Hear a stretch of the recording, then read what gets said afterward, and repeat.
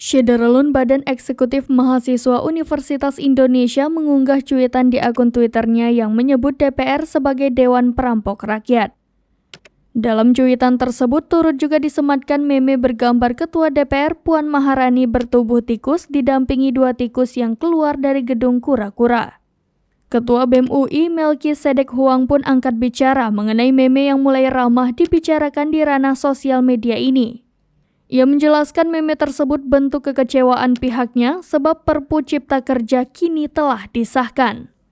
Sejak masih dalam berbentuk draft, Melki menegaskan pihaknya merupakan kelompok yang menolak keras Perpu Cipta Kerja.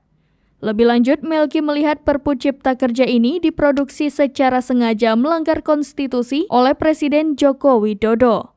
Jokowi disebut tidak mentaati konstitusi, sebab mengacu pasal 22 Undang-Undang Dasar 1945, sudah sangat jelas ditegaskan Melki, Perpu hanya bisa diterbitkan ketika ada keadaan yang memasuki kegentingan memaksa. Sedangkan saat ini keadaan genting yang memaksa itu tidak ada.